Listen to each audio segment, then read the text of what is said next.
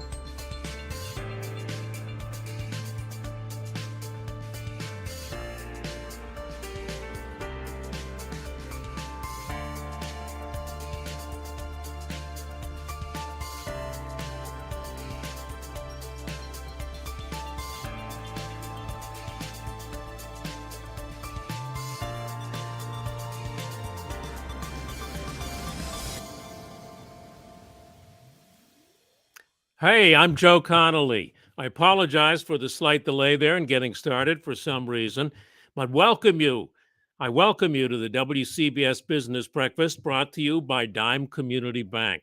Today's program is with a man who needs no introduction, but I'll give you a very brief one anyway. We know Mark as the owner of the Dallas Mavericks basketball team and a star on Shark Tank, but he's also the founder of a new pharmacy with the goal of reducing the cost of prescription drugs. Mark is the son of an auto upholsterer, and his mom did odd jobs. His first job was selling trash bags door to door when he was 12 years old, growing up in Pittsburgh. He got fired from his job at an early computer store when he went out on a sales call instead of opening up the store, which he was supposed to do. He'd rather go on the sales call. So when he got fired, he went out and started Micro Solutions. Mark says, I didn't define myself by my wallet when I was poor, and I don't define myself by my wallet now that I'm not. And he can be introduced in just 2 words. Friends, Mark Cuban. What's up, guys? Hey, good morning. We're so happy to be able to talk to you for more than 2 minutes when we can just Right? see you talk on TV. I'm glad to be here. Thanks. Let's get right to it. Mark, are you doing in your business anything differently in this unusual, tricky economy that we're in right now? I mean, you have always differently, no, because obviously we're facing inflation. We're worried about a recession, but there's always uncertainty in business, and I think there's just some basic tenets that I always try to follow, no matter what the circumstances or context. Number one, you always got to keep your customers happy. Number two, you got to keep your employees happy. Number three, you always got to be curious and look for ways to improve. Number four, you always have to try to optimize your operations. I mean, these are all just basic things that I think are a continuous cycle. I just don't think that when the circumstances of the economy change or whatever changes, that you need to change. I think you need to have the foundational items always in place. A question that always comes up at these breakfasts, we've been doing them for a long time, virtually at the moment, in person again soon. What advice do you have on how to increase sales and improve your close rate? I always think of it as a numbers game. One of my old sayings from the first time I started selling was, every no gets me closer to a yes. And so, with sales, you've just got to go out there and connect to as many people and network to as many people as you can, because it truly is a numbers game. If you've got a great product, or if you've got a product you believe in, if you've got a service you believe in, then you've got to be excited about going out there and selling it. And I think underneath that, you have to understand that selling is not convincing. People always talk about selling ice to Eskimos. That's a great, no, those are awful salespeople. The people who can really sell are people who put themselves in the shoes of their customer or prospect and understand what the product or service can do for them. And by doing that, you're able to say, okay, you know what? I understand your business. I understand how I can make you more productive, more profitable, more competitive in your industry. Or just, if it's a sale to an individual, how I can make you feel better, how I can save you time, how I can create a path of least resistance for you. When you're able to understand your customer like that and apply your product or service, then selling, you feel good about selling. It's not like, oh, I got to make one more sales call, or, oh, I've got to, send one more email, or I've got to just go knock on another, door, whatever it may be, however you're selling, whatever your CRM is telling you to do. But, when you love your product and you can help people, then it's about, you know what? I'm going out there and I'm going to change things for people, and I'm going to make their lives or companies better. So selling is a good thing, and I'm excited to sell. And if you have mindset, then good things will happen. Right. Instead of smile while you dial, I'm going to change things for the better for people. Yeah, I mean, because you have to believe in your product. And, and that starts with the CEO. The CEO always has to be the best salesperson, always, no exceptions. Because if you don't believe in your product, and you don't know your product, and you don't know your industry so well that it's second nature to want to help people with your product or service, you're not going to succeed. Do you have any advice for getting through to people on the phone, for people whose name is not Mark Cuban? Yeah, I mean, even when I use a different name, right? Just to practice in whether sending emails or whatever it may be, I try to find referrals. I try to find a foundation of how I can help them. Now with Cost Plus Drugs, it's really simple. Would you like to save money on your corporate expenditures on drugs and medication? That typically gets me a yes and gets me in the door. Or where is it that the people, the HR people or whoever makes those decisions, where are they? How can I get to them? Whether through a mailing list or through conventions or events. I want to go where there's a lot of prospects and make myself available. I have people coming up to me all the time, handing me business cards. And, I appreciate the fact that I'm not the easiest person to come up to, because people are kind of intimidated. And so, but I always respect the hustle, and I'll say it to people all the time. I might say, this is not something I really need, but I really appreciate you coming up to me. And if I know somebody who can use it, I'll tell them, talk to this or that person. But you really have got to recognize that you want to go where your customers are. And if you're smiling and dialing, it's a numbers game. And sometimes, just the person you're talking to, whoever that gatekeeper is, asking them questions. Hey, I'm Mark. What's your name again? Or, your name is Joe or Paul or Susie or whatever. And, I'm trying to find ways, I have this company and we're really looking for ways where I think I could help your boss. And here's what we do. And do you have any suggestions? Some people just no, click, goodbye. But for every 10 that say no, click, goodbye, all it takes is one to say yes. You don't have to sell everybody. You don't have to close everybody. But every door that opens, every one of those no's gets you closer to a yes. And every door that opens gives you an opportunity not only to make the sale, but to learn how to be smarter about selling your product or service. Wow. Here's Neil with the quick information on how you can get in touch with Mark by sending a question. Yeah, thanks, Joe, and thanks, Mark, for participating this morning. We're excited to have you. So you can do it in multiple ways this morning. We want to get to as many questions from you as possible. So you can share if you're watching on WCBS880.com. You just click on the YouTube player, throw a comment in there. I see some of you have done it. We'll bring it up and share it with Mark. Over on Twitter, you just reply to the stream. Facebook and LinkedIn just works by typing in the comments, and we'll relay those questions to Mark over the course of the hour. Joe, back to you. Mark, we are right now on something that you were one of the inventors of. You were one of the early founders of streaming, and streaming is everywhere now. And you founded broadcast.com in a bedroom of the apartment that you shared with some friends in the late 90s. What led you to found broadcast.com and streaming? Actually, it was late 94, early 95. I was having lunch with my buddy from college, Todd Wagner, at a California pizza kitchen. And we would always just dream and talk about different business opportunities. And at that time, I was quote unquote retired. I had sold Micro Solutions and I'd been trading stocks and just crushing it trading stocks from like 1990 to 94. So I was as good as retired. But Todd was like, this whole new internet thing, and it was brand new to everybody.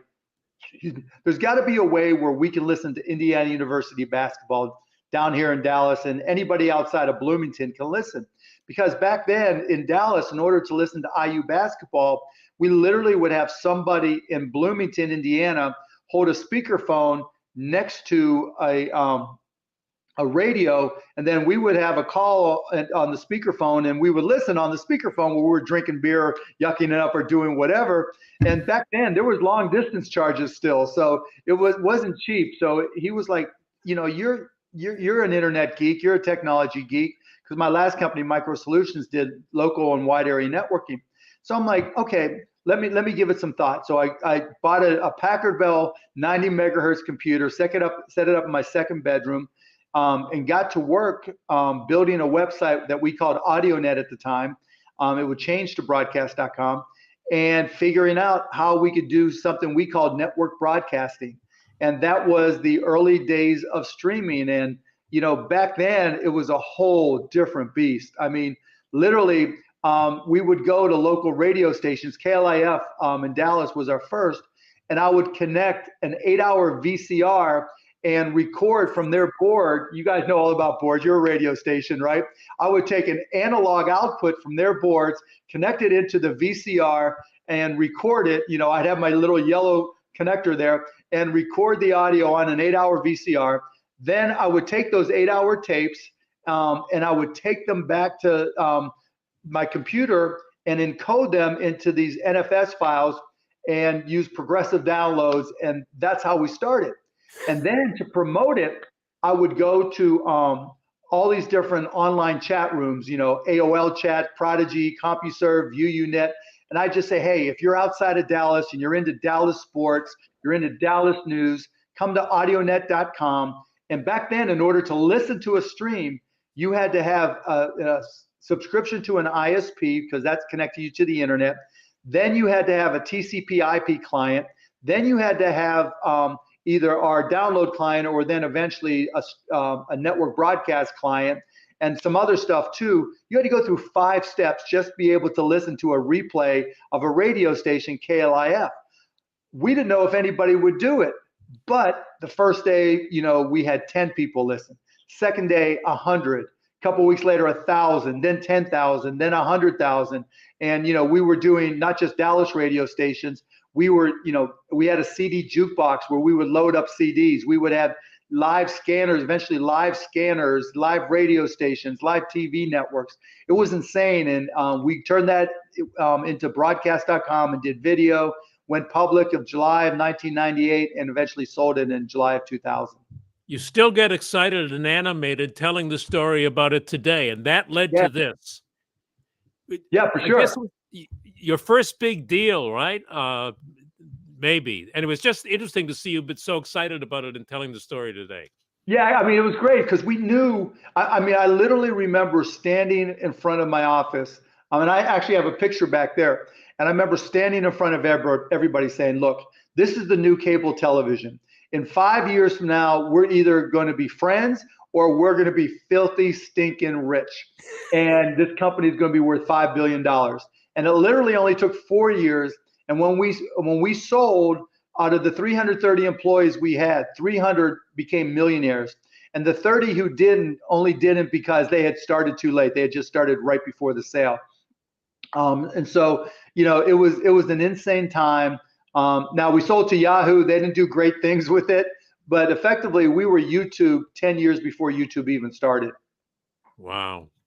Let's get to some questions that you have sent in. Neil, a couple of questions. Joe and Mark, this is a question we hear a lot from people. Do you have any ideas or examples of some creative ways of selling online, Mark? Oh my goodness. Selling online changes almost by the day because you have to, understand the different platforms that are available. You have to understand how those platforms use artificial intelligence to determine who sees what, or in the case of a search engine, understand how Google works, or Amazon or Google with a search engine like Google, how their SEO works, or Amazon, how they work. So each and every platform is different. I'd say the one that I'm paying the most attention to right now is TikTok. You might think TikTok is for kids, but it's shocking how when you play with it, like I'm into music history, and now when I play on, with TikTok, it's basketball, music history, and almost nothing else. It's just insane how smart their AI is. And, if you know what attracts people to your product and you're willing to do some experimenting, then using video on TikTok is one amazing way to reach clients and prospects. And it's, but you still have to test and understand and all the platforms because they're ever changing. Google changes their algorithms all the time. Amazon changes their algorithms. What is Twitter doing? What is Pinterest doing? You've got to really make an effort to try to understand what the best platform is for your product and the best way to sell it. And is the best way to do that just to test? I mean, most of us are not engineers and techs like you. How do you see what's best? Just by results? Yes, but also I read everything. That I think one of the easiest ways to get a competitive advantage in any business is just to put in the time to learn.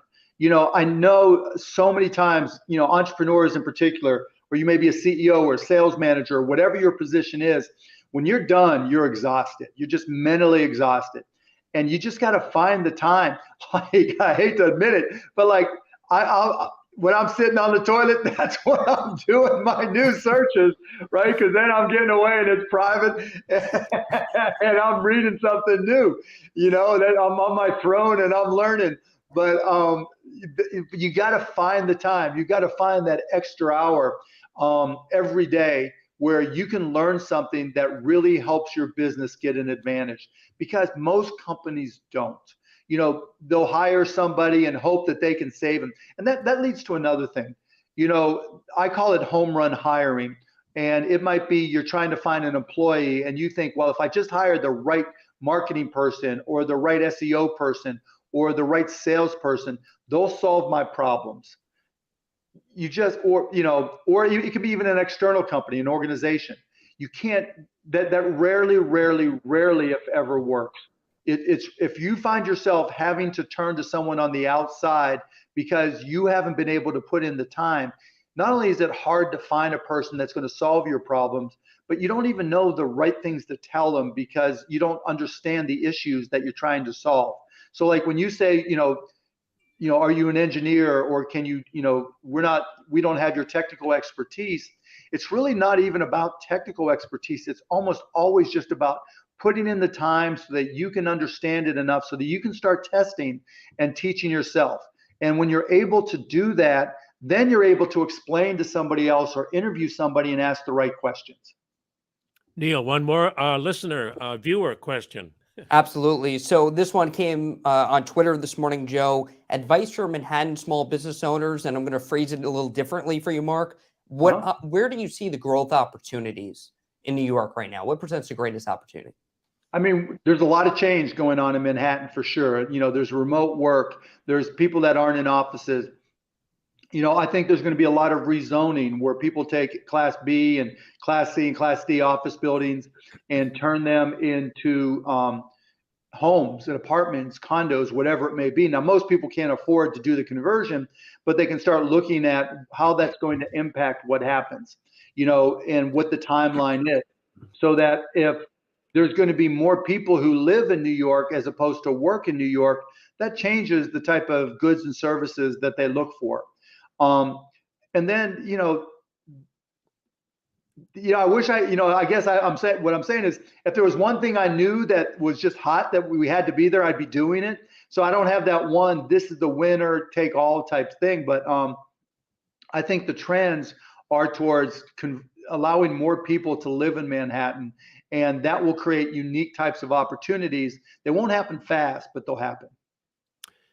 Well, speaking of Manhattan and the New York area, here's a question from one of the strongest supporters of small and mid-sized businesses I know. I've known him for a long time. He's out with business people all the time. Here's Kevin O'Connor, Chief Executive of Dime Community Bank, with a question for Mark. Good morning, and thank you, Joe, and thank you, Mark, for participating today. Our customers are like everybody else. They're worried about inflation, higher interest rates, supply chain, getting employees, and really the fear of recession. And the opportunity to ask you a question on their behalf: is this the right time to start or expand a small business? Really appreciate your thoughts on that. Those are great points, Kevin, and thank you for the questions, and thanks for everything you do with Dime Bank. I know you're a big part of the community there. When there's change, there's opportunity. And when everybody else is cutting back, that's always the best time to dig in and try to expand. And that may not be raising money, it's probably just trying to find ways to really just be more aggressive from a sales and development opportunity. Because everybody, when you're in uncertain times like this, and Kevin, I know you see it talking to all your customers, people tend to try to pull back and conserve cash. And in some cases you have no choice.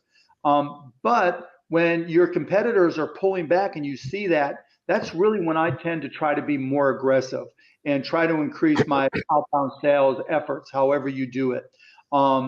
Because that the doors are wider open, if you will.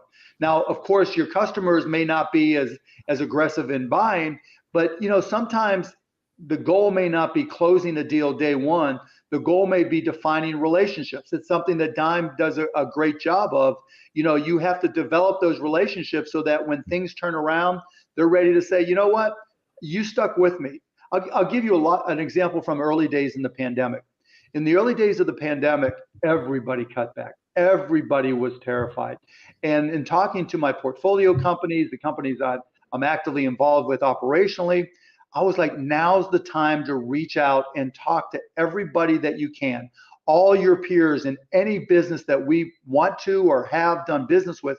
Call them, because they're terrified. They're terrified just like you are. And the idea of hearing from your peers that, hey, we're all in the same situation, let's communicate so we can come out of this together, that always applies. Hopefully we don't go through the early days of the pandemic again, But to Kevin's point, in these uncertain times with inflation, will we have a recession? People are concerned. And the more you get out and communicate, the stronger the relationships you'll develop. And the stronger your relationships, the better the opportunity you have to close business when the time is right for that customer. Shark Tank has done a terrific, valuable job for the country in teaching people about business, including young people. Some families watch, as you know, Shark Tank together. Here's a question from a young viewer in Manhattan who watches Shark Tank with his family. Hi, Mark. I'm Jack. I'm 13 years old. I love watching you at home. My main question is, do you like to make an offer so you can help someone, or do you like to make an offer so you make money? Go Mavs. Go Mavs. I knew I liked you, Jack. Great question. Both. Every business is different. Every entrepreneur is different. Every set of circumstances is different, Jack. There are times when the entrepreneur is polished, the business is up and running. We're in season 14 right now, Friday nights on ABC, 8 p.m. Eastern. Not that I'm selling too much. And when they come in and pitch, I'll look at the business and say, okay, is this, how established is the business? And do I have to look at this as just a financial evaluation because the entrepreneur is great and the business is great?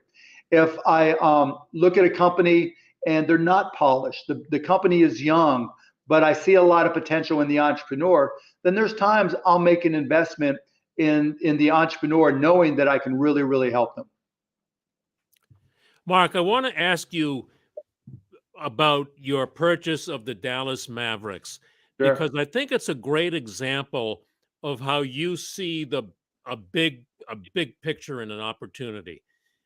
The place was half empty. You bought the Mavericks, and soon thereafter, it was filled to the rafters because of the marketing and the changes that you made. What was the opportunity that you saw in that team? Yeah, I mean, the first thing every business has to do is ask yourself, what business am I in? At the NBA and at the Mavericks, we thought we were in the business of basketball. We thought we sold basketball. And I got there and I explained to them, we don't. I asked everybody, and I still ask people to this day, the last basketball game you went to, 2 games ago, 3 games ago, what was the score? Nobody remembers. And I'll say, do you remember that Luka jump shot? Which one, right? Or dunk? No, which one? Do you remember who you were with? Do you remember how you felt? Do you remember what it was like walking in the arena, feeling the energy, walking out of the arena, either being elated because you won or upset because you lost? Explaining to them that sports are the only business where, in basketball, the ball could be in the air for a game winning or losing shot. And if that shot goes in, you're hugging people and screaming at the top of your lungs and hugging people you've never seen before in your life and may not ever see again. And if you miss, you're upset and you're crying on the shoulders of people you have no idea who they are. That's what sports is all about. It's about it. We sell experiences. We sell the ability to connect to people. We sell fun. And once we realized that at the Mavs, it got a whole lot easier to sell tickets because we weren't very good when I bought the Mavs. Fortunately, we got a lot better. We had Dirk Nowitzki, and that made all the difference in the world, and now Luka Doncic. But, I set a rule for our sales. Well, let me take a step back. The first thing I did when I bought the Mavs, I didn't have an office. We had a sales bullpen. We called it the fishbowl because around the desk were all glass and everybody could look in. I took a desk and I put it right in the middle of the fishbowl. I took a printout of people who had bought tickets or former season ticket holders, put a phone right next to it, and I sat there and I smiled and dialed, like you mentioned, Jack, and I went there and I just started calling people. And my pitch was not, hey, I bought the Mavs. Why don't you come see a game? It was, you know what? Do you remember the first sporting event you went with a parent, a friend, the excitement you had? Let me just explain to you that going to a Mavs game with your family is cheaper than going to the movies. Back then it cost $12 to go to the movies. It was $8 for a Mavs ticket upstairs. I was like, come on in. For the 3 of you, it's going to be $24, less than a movie, probably less than McDonald's. Come and try it out. I assure you, you have fun. And that was our pitch. And people would come and try it, and we had to make sure they had fun. We also had a rule. you couldn't mention the Mavs win-loss record, because how much fun you have doesn't matter if we're 0-82 or 82-0. We can create entertainment so that you have fun with your friends. And that really was our product. And so the message there isn't so much what I did, it's the understanding for every business. Why do people buy from you? What business are you in? What problem are you solving? The problem the Mavs were solving was and to this day, we have 4,000 seats that are $29 or less. And, for entertainment these days, to be able to take yourself and your friend, and then we have discounts if you buy, season tickets, etc. To be able to go and have a great time in a great arena, have, great entertainment for $29, that's not a bad deal. And so we always have to try to be cost effective and fun, because that's the business we're in. And that's the lesson for every company. Learn what business you're in and learn why people buy, and learn how to be the best option across all your competitors. And just to complete the point, I found this so interesting in terms of the marketing. I read that you said the people calling sports radio, which I listen to, we all listen to sometimes, the people calling sports radio are not our target audience, which could be an assumption, a very costly assumption that a lot of people would make. Yeah, I mean, all you got to do is look at the ratings numbers and the actual, the AQH, right? You guys know what AQH, right? The average quarter hour. And you see, it's only a small percentage of total sports fans in any particular market. And often the people that get to the front of the line, longtime listener, first time caller, aren't the ones that are saying all the nice things, right? They're the ones that are trying to create a little bit of controversy, because that's what works. Whereas if you look around the arena and you see the people sitting there, or you even ask them, what radio station do you listen to? They may listen to some sports radios, but they're certainly not the callers, and they're certainly not the hardcore.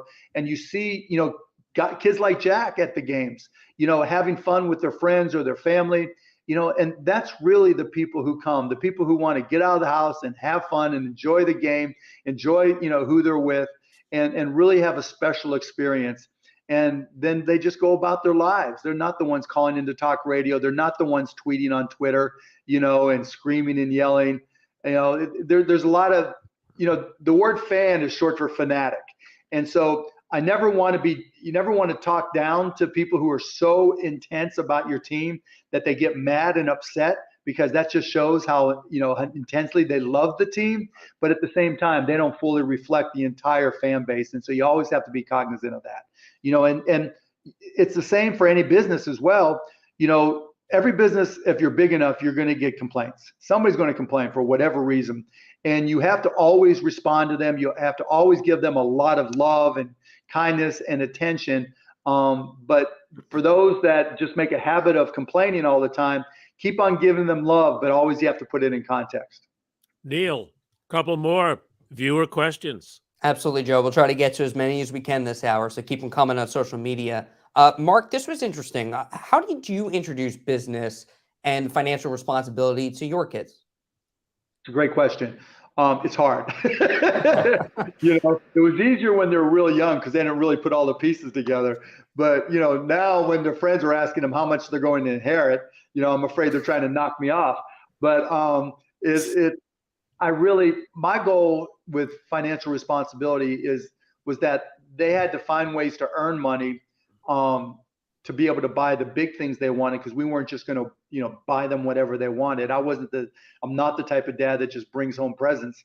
And they also had to understand what things cost. And if something was too expensive, they weren't going to get it. And they learned very quickly that, we didn't mind, giving them an allowance to buy inexpensive things. But if they were asking for, I have two daughters, an expensive purse or this or that, maybe on their birthday, but no other time. And, it's still a work in progress. I don't want to say I've conquered it. And it still concerns me, because I never want them to feel entitled, but it's something that's nonstop, and it's something we work on every day. But, I'll also take it back to TikTok. My son, who's 13 now, back when he was about 10, he asked me why I don't do royalty deals like Kevin. And I was like, well, because royalty takes away from, when a company pays a royalty, it takes away from the gross margin dollars available to the company. And I'm like, do you know what gross margin dollars are? And he was like, yeah, they're the difference between what you sell it for and what your cost of goods sold is. I'm like, how do you know that? He goes, I watch videos on business on TikTok. And honestly, that completely changed my viewpoint on TikTok 180 degrees. That's not to say there's not a lot of things on social media and TikTok in particular that aren't concerning. There are, but you also have to understand that there's good things. It's kind of like when we were kids, sneaking the Playboys. Neil, I think you may be too young. Joe will remember. You used to try to find all the Playboys that somebody had hidden, and your parents or your friends' parents would be worried you would find them, and they'd come in brown wrappers. So you got to worry about the Playboy content or equivalent on TikTok, like every parent does. Right. But kids, like Jack, our kids are fun, are smart, right? They know what they're not allowed to watch. They know what they're not supposed to, and it's not so hard to keep an eye on. And just as a word for parents, when it comes to social media, like we do make our kids give us their passwords, and not a lot, a couple times a year maybe. I'll just pick up the phone and I'll go look at their TikToks and just go swiping through.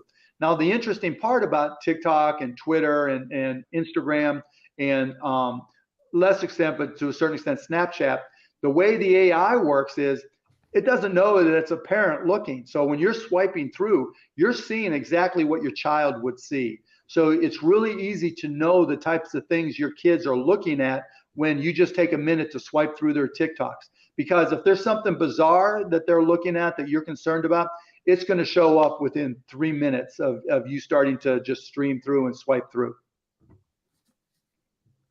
Mark, we'll go to another audience question, I guess. What can colleges do better to prepare students for the workforce? I'm sorry? What can colleges do better to prepare students for the workforce? Be less expensive. That's it, period, end of story, right?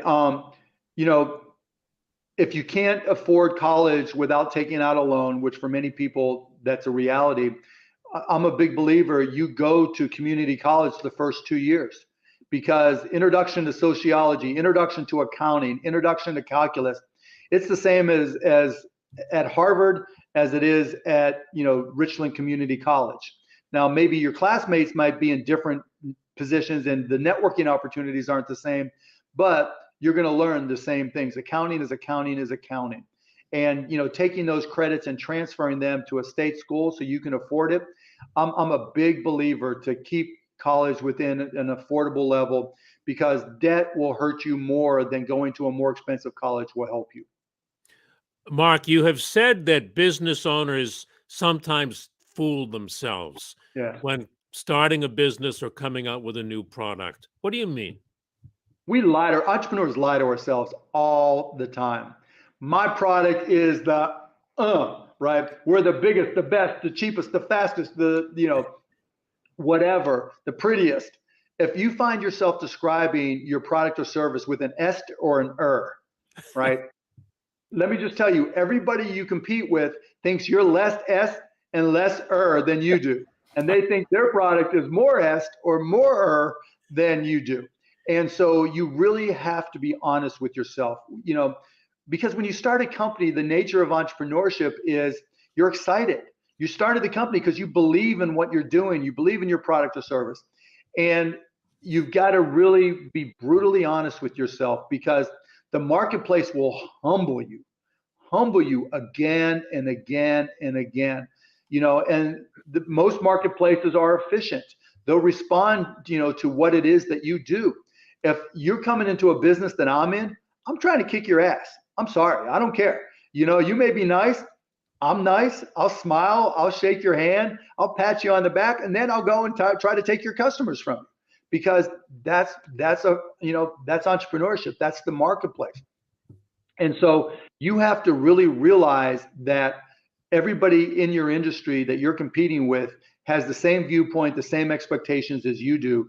And sometimes it's about outworking them. Sometimes it's about being more agile. Sometimes it's about being more adaptive. You just have to know that it's always ongoing, and you can't ever think to yourself, I got this, or I'm just better. Bobby Knight, a coach at Indiana University, used to say, everybody's got the will to win, but it's only those with the will to prepare that actually do win. Just on the point about starting a new business or a new product, though, it is also often advised to get a MVP, minimally viable product out there. Do you think that's good advice just the Oh same? yeah, absolutely, absolutely. Because you want to have a prototype or a minimally viable product MVP so that you could test market it with customers, potential customers or prospects. One of the mistakes that companies make early in their life cycle is they think to them, they go out and they get pricing to manufacture something more often than a service. And they'll say, well, if I buy 500, my cost per unit is $10, but if I buy 5,000, my cost per unit is $5. So let me go and borrow money or raise money so I can spend $25,000 instead of $500.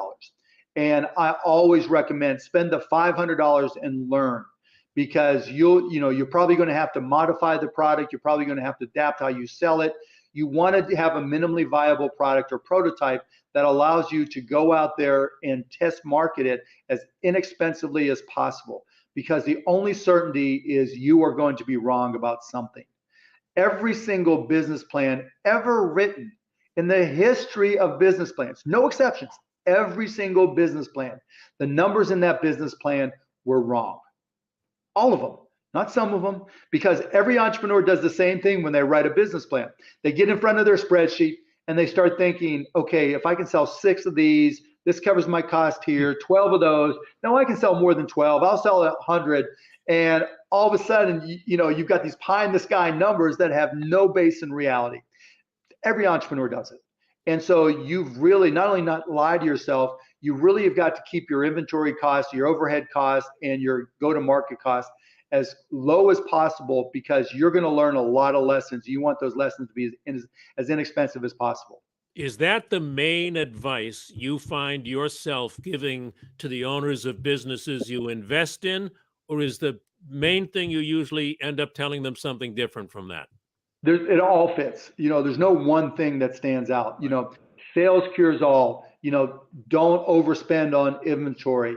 Always take care of your customers. Always take care of your employees. Be nice. Nice sells. Nice is one of the easiest assets that you can have in your company. And when you have a culture of being really nice to each other and nice to customers, nice to prospects, things work out a lot better. You always want to be in a position where you're reducing stress for all your stakeholders. If you find think about your own experiences as a fellow employee, as a manager, as a customer. There are people who reduce your stress and you find ways to keep them and make them happy. And then there are people who increase your stress and you find ways to get away from them. The sad part is the people who increase your stress are typically the ones creating the drama. And then they tell you, oh no, I'm reducing your stress because I'm reducing all that drama.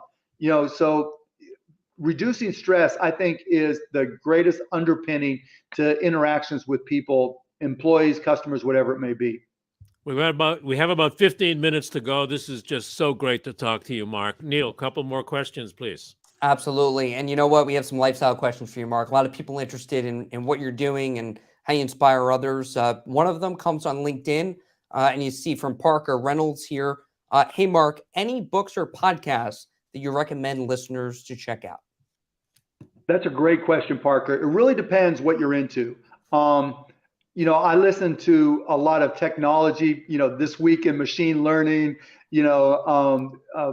Rich Greenfield's podcast. I forget his name, something like, there's just a bunch of things that are in specific industries where I'm trying to get industry specific or technical information, but there's so many out there. Just, look for things that you really like.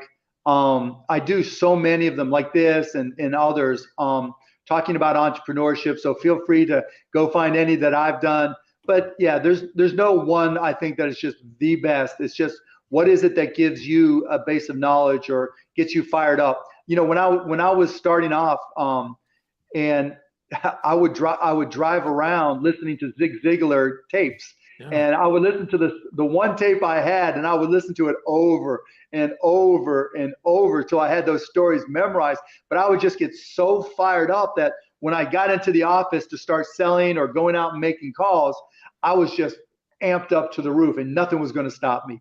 And so whatever it is that gets you going, whatever makes you feel good, those are the podcasts to listen to. Well, Mark, another one related to how you handle, stress and manage work and life. Raquel Flores asking this question. What do you consider is the best strategy to have a good work and life balance, especially now that many of us are still working from home due to the pandemic? It really depends on your circumstances. How old are you? What type of job? How long have you been there? What are your family? What are your economic circumstances? We all have different stress levels depending on what's going on. When I got fired, my stress was high. When my businesses were going great, my stress was high, but it was a different type of stress. It was a good stress. For me, I always have one thing that I do that allows me to de-stress, and I go shoot baskets, because I have a little basket out in the backyard. I can go to the gym, I can go to the arena or a practice facility when no one else is there and just get up shots. And that allows me just to feel good, because the sound of the ball going through the net, all problems go away for that second, right? And if I'm missing shots, I'm thinking about my shot. I'm not thinking about, what about this customer, or can we add this drug to costplusdrugs.com, et cetera. Everybody's got to find that one release that they have that just diverts their attention from everything that they're doing. And, and the other thing is, my kids are teenagers. And so, anybody with three of them, a little boy and two girls, 13, 16, and 19. And I guess my son is not so little anymore. But, just trying to get any of their attention is an accomplishment. And so, battling to get their mind share and getting their time is also a stress enabler and a stress release at some level. So it really just depends on your own personal circumstances. What's your average day like? I'll wake up, actually it's earlier now, probably closer to 5:36. And I'll just lay in bed doing emails, because I try to do as much as possible via email. So I'll look for my most important emails and respond to them right there and then. Then I'll try to get up and get on my Peloton for a good 45 minutes to get a sweat going and to wake me up. Take my son to school, or if my wife isn't, and then get back to my emails and doing whatever else I have to do. I try not to do a lot of calls or meetings, because I have so many things going on that doing it via email gives me the ability to search. So, things I've done with you, Joe, before, there's an email, oh yeah, I dealt with Joe back here. Neil asked me about this back then. And that really helps me, having that not only tickler file, but the ability to search things going back 30 years. And so I really try to focus things to email. Now, again, I'll qualify that by saying it's easier for me, because people usually want things from me as opposed to me wanting things from somebody else. When it comes, in those circumstances where I need something from somebody, whatever it takes. If I need to go, if we're going after a free agent, I'm there. If I'm, trying to close a deal, I'm there. Now with Cost Plus Drugs, I'm doing a whole lot more meetings than I've done in years, but that's the nature of the beast. So that's what I have to do. Is that open for business yet? Can people start buying at a discount through that? Yeah. Tell us, Mark. Yeah, costplusdrugs.com launched January 19th of 2022. And it's really a simple concept. Our mission is to be the low-cost providers of medications, the low-cost provider of all medications we're legally allowed to sell. So right now we're up at about 1,000 drugs. So if you go to costplusdrugs.com and put in the name of the medications that you get prescribed to you, you're going to find out that we have prices that are probably not only cheaper than what you were paying before or your insurance company was paying, but cheaper than your copay. And the way the pharmacy business is built right now, it's dominated by three major companies. And those major companies use these things called pharmacy benefit managers to really distort the pricing of medications. And because they're distorted, we created costplusdrugs.com to work outside that system so that we buy directly from manufacturers. And the cool part about us is when you go to costplusdrugs.com and you put in your medication, not only will you see the price that we sell it for, but you'll see what we pay for it. So if we pay $10 for the drug, you'll see we pay $10. You'll see that we mark it up 15%. That's a standard for traditional oral medications. There's a $3 pharmacy handling fee. And because right now we're mail order, there's a $5 shipping fee. That's it. And with that, you'll see that we're significantly cheaper. And that's for individuals. If you're a company, same thing applies, particularly if you're self-insured. Like with the Mavs, we're self-insured. So we went through and looked at our pricing for drugs that the Mavs were buying over the last 2 years that Cost Plus Drugs sold. And the Mavs spent $165,000 on those medications. The price with Cost Plus Drugs was $19,000. And so there's so much savings available to individual patients and to companies, particularly if you're self-insured, no matter what the size. Now we have huge companies coming to us and working with us, and small companies, because we can help, particularly now for companies needing to create cash, we can help you create cash just by saving you money on medications. So regardless of your circumstances, whether you're an entrepreneur, a company, or an individual just looking to save money in these inflationary times, go to costplusdrugs.com, put in the name of the medication, look to see what we charge for it, and I'm guessing that there's a 95% chance we'll save you money. And I know that you've also worked with Republicans and Democrats on trying to bring down the cost of health insurance, which brings me to a question some people have asked me to ask you. The answer is no. But you apparently still, rather than running for high office, want to be involved at this stage in your life. Yeah, I think I can have more impact outside politics than inside politics. And I think Cost Plus Drugs is a perfect example. By bringing transparency to the pharmaceutical industry, we're already impacting changes beyond just Cost Plus Drugs.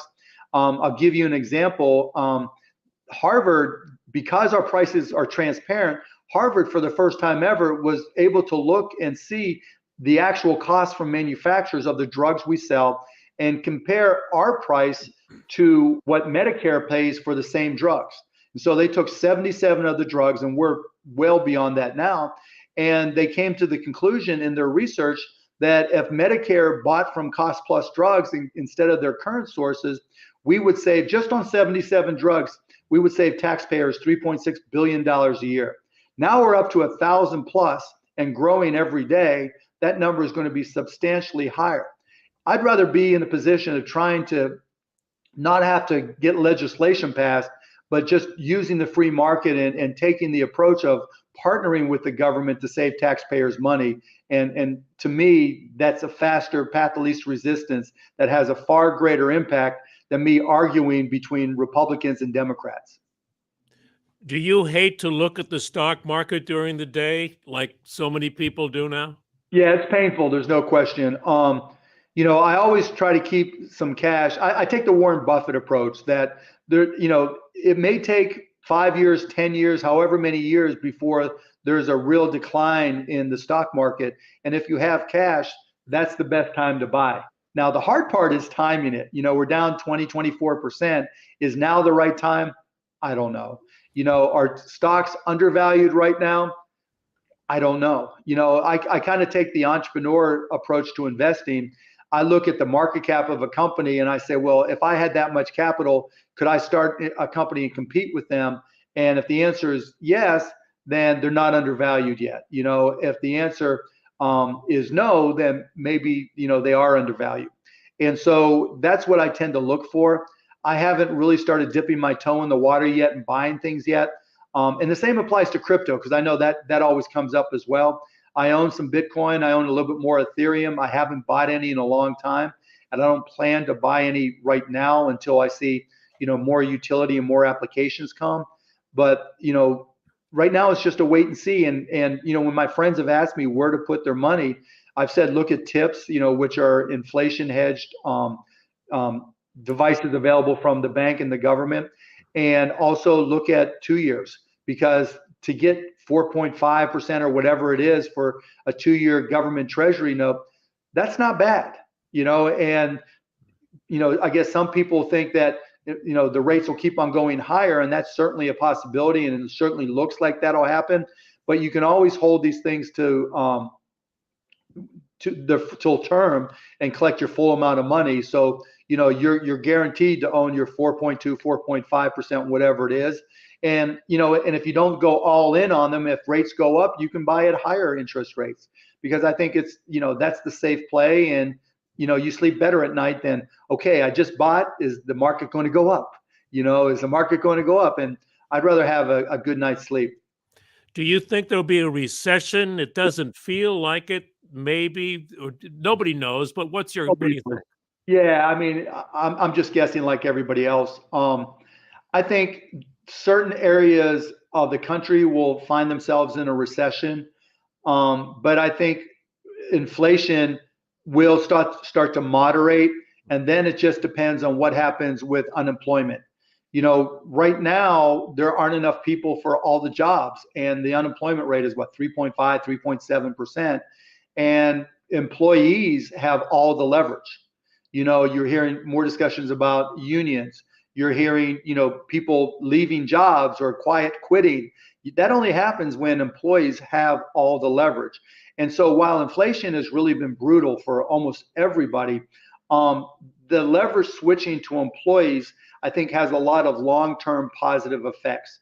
And so while we may find ourselves in a recession, as long as we can keep that recession light and maybe regional, and so that employees can have more leverage, I think that's a long-term good thing for the economy and for the country, because I think trickle up has a much better impact on the economy than trickle down. Joe, I'm just going to interject, because I think you placed yourself on mute there. And we have a couple of minutes left here on Mark Cuban. Joe, go ahead. Go ahead, Joe. There we go. Now, Neil? Yeah, you're good. Sorry about that. Made it almost to the goal line, Mark, without making a tech mistake.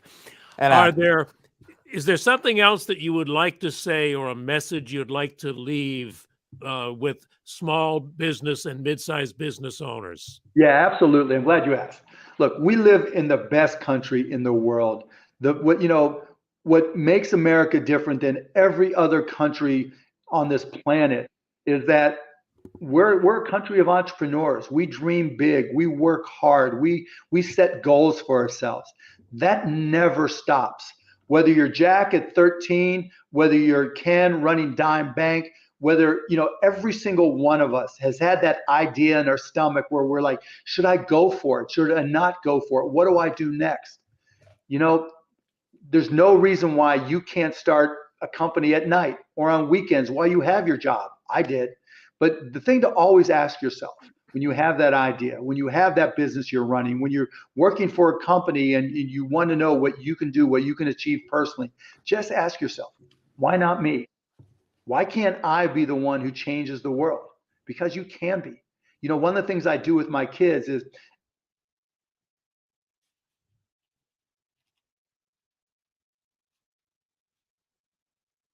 that somebody had to be the first to create that. And we're never going to stop creating, because that's what this country does. So all of you folks listening, why not you? Why can't you be the one to change the world? Mark, it's been so wonderful to just hear you talk for an hour. You're a genius of business. Yeah, I know about that, but it went by fast. It was fun. I enjoyed the questions. Thank you very much, Mark Cuban. We loved hearing you talk.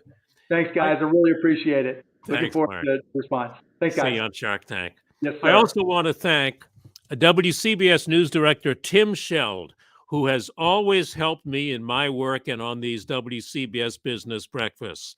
Every player or employee needs a coach, and Tim Sheld has been mine. So thank you for being my coach, Tim. We also want to thank you for giving us your valuable time. We want to thank Dime Community Bank. No other radio station in America produces business programs like these, and we couldn't bring you these without producer Neil A. Caruso and also Ray Martell, the executive producer of programming and operations. Thank you so much to all of you. We'll talk to you on the radio.